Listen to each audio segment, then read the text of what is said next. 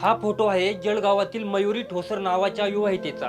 9 सप्टेंबरला तिचा वाढदिवस साजरा केला। त्या दिवशी ती खूप आनंदात होती, पण वाढदिवस साजरा केल्यानंतर दुसऱ्या दिवशी तिने गळफास घेऊन आपलं जीवन संपवलं।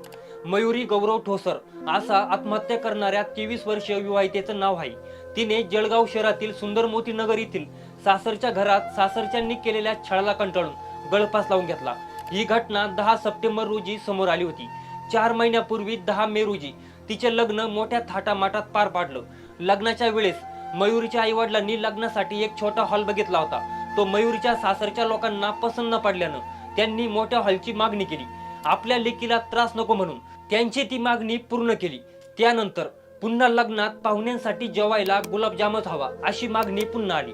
ती पण मागणी पूर्ण केली। त्यानंतर लग्न मोठ्या थाटामाटात पार पडलं। 1 महिन्यापर्यंत सगळं व्यवस्थित सुरू होतं, पण लग्नाला जसा 1 महिना संपत नाही तेच सासरच्यांकडून मयुरीचा छोट्या गोष्टीवरून मानसिक त्रास आणि मारहाण सुरू झाली। तो ती त्रास सहन करत होती। त्यानंतर गौरव बी फार्मसी पदवीधर असून त्याला स्वतःचं मेडिकल सुरू करायचं होतं। तेव्हा आम्हाला मेडिकल टाकायचे आहे, तू तुझ्या आई वडिलांकडून पैसे आण अशी मागणी सारखी केली जाऊ लागली। त्यानंतर तिच्या आई वडिलांनी आतापर्यंत 8 लाख रुपये पाठवले। हे सगळं दिल्यानंतर लेकीला सासरचे लोक त्रास देणार नाही असं मयुरीच्या वडिलांना वाटत होतं, पण तसं काही झालंच नाही। उलट सासरकडून अजून पैशाची मागणी हळूहळू वाढत गेली। त्यांनी अजून मयुरीचा शारीरिक व मानसिक छळ करायला सुरुवात केली। दरम्यान तिचा भाऊ हर्षलने आणखीन एक मोठा खुलासा केला।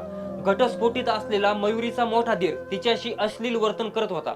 तसेच वाढदिवसाच्या आधी तिला तिच्या हाताला चटके दिले होते। मंडळी, ज्या दिवशी मयुरीने हे टोकाचं पाऊल उचललं त्याच तारखेला बरोबर मयुरी आणि गौरव ठोसर यांच्या लग्नाला 4 महिने झाले होते। अवघ्या 4 महिन्यातच मयुरीने जीवनयात्रा संपवली। तुमच्या या घटनेविषयी काही प्रतिक्रिया असतील त्या कमेंटमध्ये नक्की सांगा आणि आपल्या वेद.com ला सबस्क्राईब करायला विसरू नका।